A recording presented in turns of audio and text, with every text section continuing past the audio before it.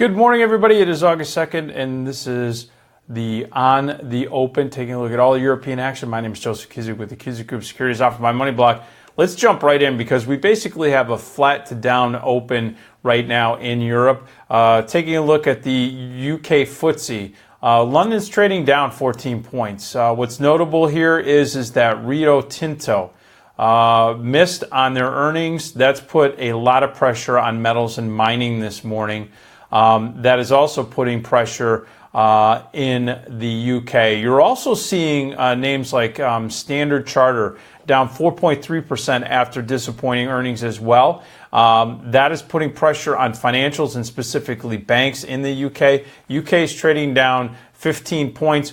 Watch this level right here, 7,409, 7,408. This is going to be a support level that needs to be held in the UK. Otherwise, you're going to start to see that the bulls could gather some traction. We saw this earlier in June. Let's see if that continues.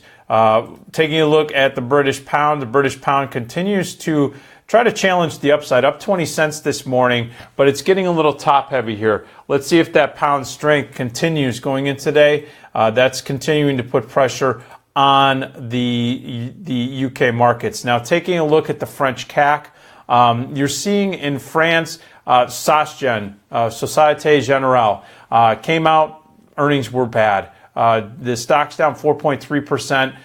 That basically has put some pressure on the financials, which have been pretty much a silver lining in the French markets. The French markets are under pressure. They have been for quite some time, basically the last month and a half, trending to the downside, and the bulls have taken control. Consolidation right here in this 51.27 level in the French CAC. Let's watch this area very closely.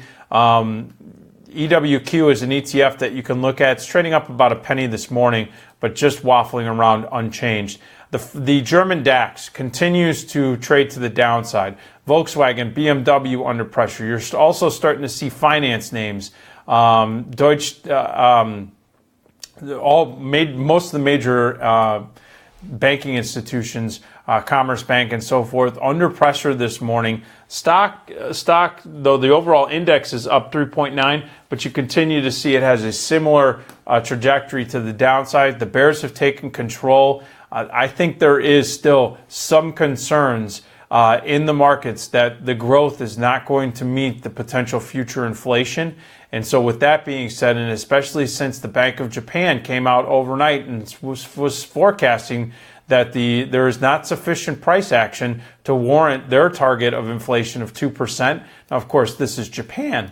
But if you look at the overall market, some of the economic data that's coming out and the way that the ECB is pricing in potential monetary policy easing, they're talking with a big stick, but I don't know if their actions are actually going to be lining up.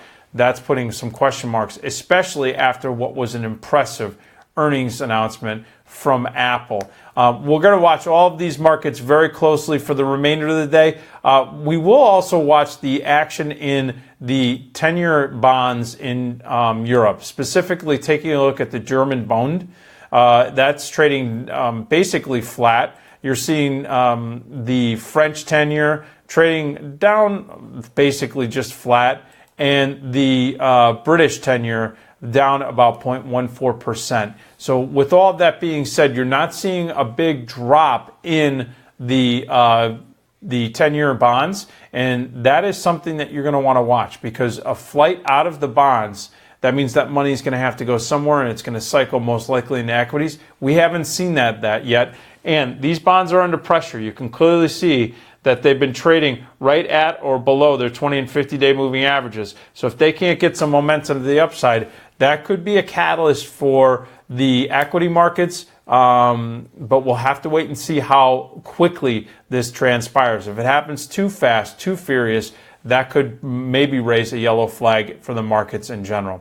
All right, folks, that's it for On the Open Europe. We'll be back later today, and we'll be talking about everything that's going on in the market action. And then this evening, we will be wrapping up everything that's transpired. So we'll see you then here at MarketStream.live. Have a great day.